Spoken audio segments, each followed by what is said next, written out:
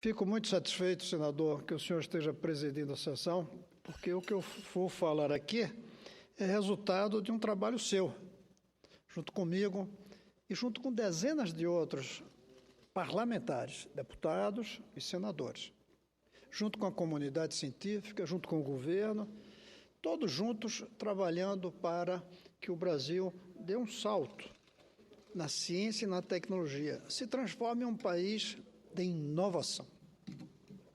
Nós temos visto, senador, nesses últimos dias, as fotos dos lamentáveis eventos lá de Mariana, a lama escorrendo, a sujeira.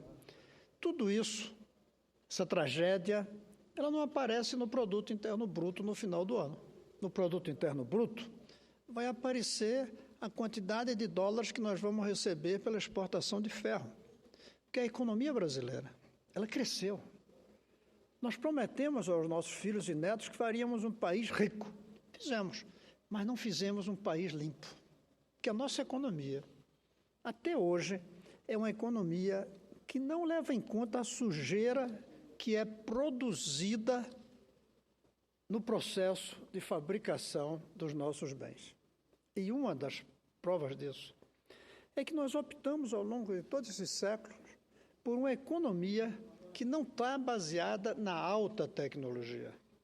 Nós somos hoje quinta, sexta, sétima economia do mundo, mas uma economia que não tem a cara, a beleza da economia contemporânea no século XXI.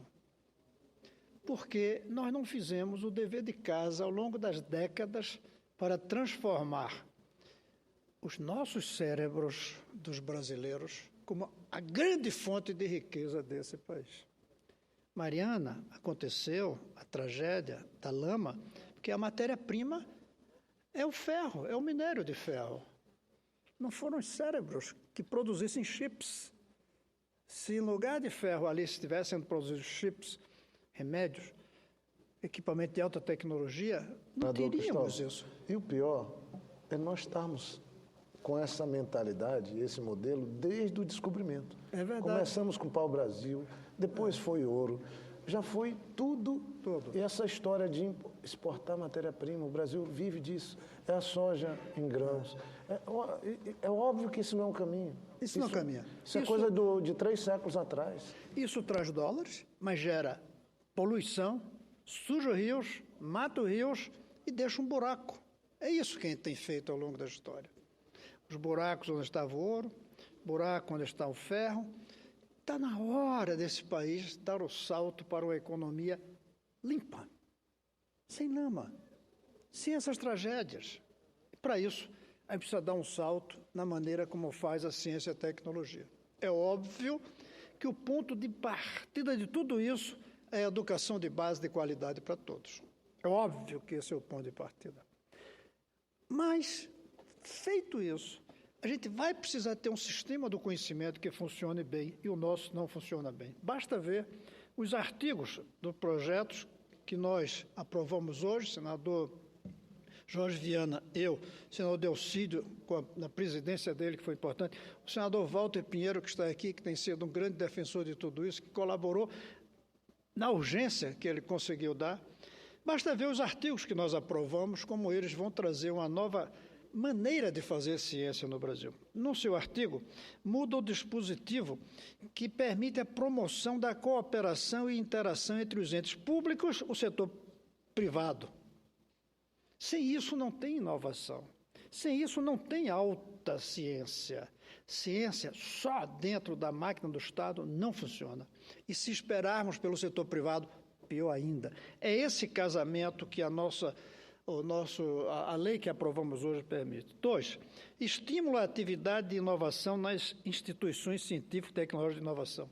Não tem isso hoje.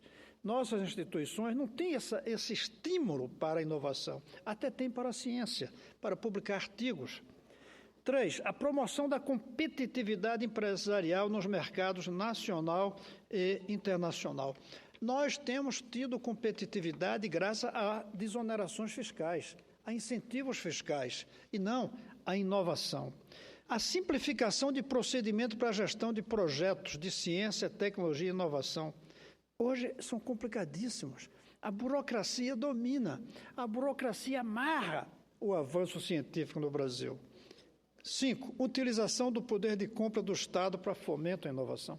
O Estado, na hora de comprar coisas, tem que escolher aquilo que vem da inovação no Brasil.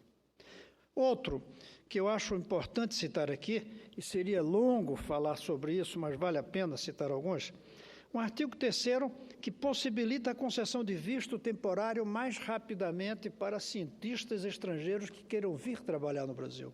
Hoje é difícil. Um estrangeiro que queira vir trabalhar aqui como cientista, ele tem que passar pelos mesmos trâmites de qualquer outro que queira vir aqui, morar aqui. A gente tem que facilitar. Imagine se os Estados Unidos não tivessem aberto as portas para receber cientistas do mundo inteiro. O próprio programa Ciências Sem Fronteiras, que é um grande programa que está permitindo a milhares de nossos jovens brasileiros irem ao exterior, esse programa devia também ser sem fronteiras para trazer cientistas de fora e não apenas para levar os nossos jovens para o exterior. Um artigo 4º define nova hipótese de dispensa de licitação para a contratação de bens. E o senhor sempre chamou muita atenção disso. Para fazer uma ponte, se faz uma licitação igual para comprar um equipamento científico. Não faz sentido. Primeiro porque as regras são diferentes. Na ponte você pode ver o custo mínimo, porque ninguém vai fazer com menos ferro do que deve. Mas na hora de comprar um equipamento, as razões científicas valem mais do que o custo. Além disso, uma ponte é para 100 anos, um equipamento científico para 2, 3, 4. Então, tem que ter regras diferentes. Um artigo 6º traz uma proposição que permite a contratação temporária de pessoal para pesquisa em instituições públicas. Não dá mais para contratar cientistas com a vitaliciedade da estabilidade. Tem que ser por períodos curtos, em alguns casos, e depois eles vão para outro tipo de trabalho. Hoje, não é possível. Faz um concurso, tem que ser para sempre. Quando o trabalho não é para sempre. Uma coisa é o emprego, outra coisa é o trabalho. Tivemos que casar emprego e trabalho no caso da ciência. No que se refere às contratações públicas, permitimos, a partir de agora, com o artigo 5º, que se use o regime diferenciado de contratações públicas. Foi feito isso para a Copa do Mundo. Por que não se faz isso para o desenvolvimento científico e tecnológico? Um artigo 7º, que fica possibilitado às entidades de apoio de pesquisa adotarem regime simplificado de contratações. Tem que ser ágil. Tem que ser ágil. O artigo 9º e 10º permite desonerar e simplificar as importações. Não é possível que, para importar um material para uma pesquisa, tinha que se passar pelos mesmos trâmites de importar um telefone, um relógio, um equipamento. Tem que ser rápido. Se certas bases científicas que são importadas ficarem 1 mês ou 10 dias na alfândega, já pode estar superado. Já não serve mais, está estragado. Então, eu não vou continuar, senador, falando dos detalhes da lei. Vejam outro. Nós tivemos uma audiência muito bonita na semana passada, muito verdadeira, que até estamos pensando em fazer daquilo uma publicação, porque é a história. Pesquisadores, cientistas, quando conseguem, a duras penas, 100 mil reais, 200 mil reais para tocar uma pesquisa, eles vivem um verdadeiro inferno nas tais prestações de conta, com um monte de órgão de controle em cima. Eles não sabem lidar com aquilo e aí a pesquisa termina que fica num segundo plano, é mais difícil gastar e prestar conta do que fazer o trabalho. Tudo isso também estamos tirando. Uma coisa que é importante, que Vossa Excelência celebrou, não tem sentido uma bolsa pagar imposto de renda, um bolsista. Não tem sentido. Está na lei agora. Então, olha, eu acho que devemos celebrar mesmo essas conquistas. Não tem sentido, quando volta de um seminário em que apresentou um trabalho, o jovem cientista, o velho cientista, ter que apresentar o canhoto da passagem, quando ele voltou, apresentou o trabalho, está lá registrado em todos os lugares. Quebramos a burocracia, que é... E nessa audiência que o senhor falou, nós ouvimos dos cientistas que é, talvez, a maior das amarras que impede o avanço da ciência. Mais do que salário. É interessante.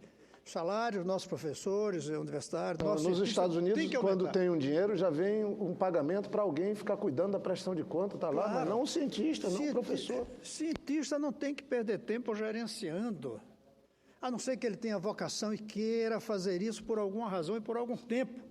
Mas aqui, os nossos jovens cientistas, ou cientistas já seniors, como se diz, que vão dirigir uma pesquisa recebendo dinheiro, eles, primeiro, tomam o tempo deles de gerar conhecimento para fazer a contabilidade. E segundo, muitos não querem pelo medo de que, por faltar, como alguém citou uma vez, 20 centavos numa conta, ele fica com os bens indisponíveis. Nós, creio que demos uma boa contribuição. Nós, quando eu quero falar, dezenas, talvez centenas de pessoas que participaram disso ao longo do tempo. Não vou nem citar ninguém, porque foram tantos que eu posso dizer que esse foi um produto coletivo. E eu tenho muito orgulho e satisfação de dizer que reparti isso diretamente com o senador Jorge Viana, que fomos os dois relatores, eu na Comissão de Economia, ele na Comissão de Ciência e Tecnologia. Eu espero que chegue aqui, que aprovemos aqui e que a presidente Dilma sancione imediatamente, para o Brasil dar esse passo e ingressar no mundo do conhecimento e da inovação. Considero um dos melhores momentos de minha presença no Senado, senador Jorge, esse meu papel na viabilização de algo construído por tanta gente. Obrigado, senador.